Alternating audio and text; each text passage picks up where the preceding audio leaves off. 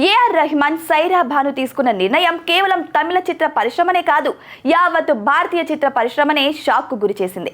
ఎందుకంటే సైరా భాను, రెహమాన్ అన్యోన్యంగా ఉండేవారు. ఎప్పుడు కూడా వీరి కాపురంలో కలహాలనేదే రాలేదు. సన్నిహితులుగా ఉంటారు. ఆ మధ్య స్లమ్ డాగ్ మిలీనియర్ సినిమాలో జై హో పాటకు రెహమాన్ ఆస్కార్ అవార్డు కూడా అందుకున్నారు. ఆ సందర్భంగా తన భార్య వల్లే ఇదంతా సాధ్యమైందని ఆయన చెప్పుకొచ్చారు కూడా. అలాంటి వ్యక్తి తన భార్యతో విడాకులు తీసుకోవడం నిజంగానే సంచలనం కలిగిస్తుంది. ఇటీవల రెహమాన్ మేనల్లుడు, ప్రముఖ సంగీత దర్శకుడు జీవి ప్రకాష్ కుమార్ కూడా తన భార్యతో విడాకులు తీసుకున్నారు. అతడిది కూడా ప్రేమ వివాహమే. వారిద్దరికీ ఒక కూతురు కూడా ఉంది.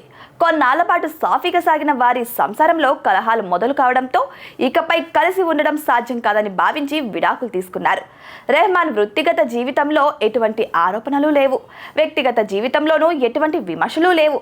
అయితే కొంతకాలంగా రెహమాన్ వ్యవహరిస్తున్న తీరు సైరా భానుకు నచ్చడం లేదట.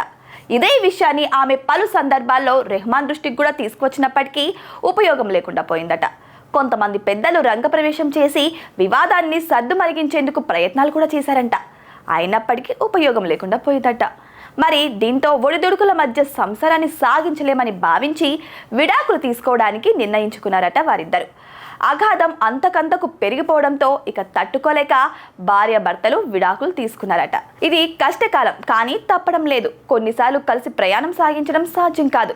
అలాంటప్పుడు ఎవరి దారి వారు చూసుకోవడమే మంచిదని, ప్రస్తుతం మేము విడాకులు తీసుకున్నామని, దీనికి సంబంధించిన వ్యవహారం మా ఇద్దరి వ్యక్తిగతమైన అంశమని, ఇలాంటి సమయంలో మా వ్యక్తిగత గోప్యతను గౌరవించండి అని, మా ప్రైవసీకి భంగం కలిగించకుండా చూడండి అని రెహమాన్ అన్నారు. రెహమాన్, సైరా భాన్ ఇద్దరు కలిసి ఒక వీడియో ద్వారా కోరారు.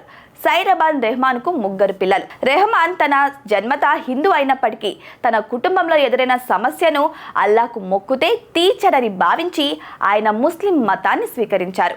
నాటి నుంచి తన పేరును రెహమాన్గా మార్చుకున్నారు. స్లమ్ డాగ్ మిలీనియర్ సినిమాలో జై హో పాటకు ఆయన ఆస్కార్ అవార్డు కూడా అందుకున్నారు.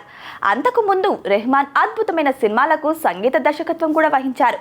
ఆయన సంగీత దర్శకత్వం వహించిన సినిమాల్లో జెంటిల్ మ్యాన్, జీన్స్, ఒకే ఒక్కడు, భారతీయుడు, రోజా, బొంబాయి, దళపతి, ఓకే బంగారం, శివాజీ, బాయ్స్ చిత్రాలు వంటి వాటికి మాస్టర్ పీస్లుగా కూడా నిలిచారు.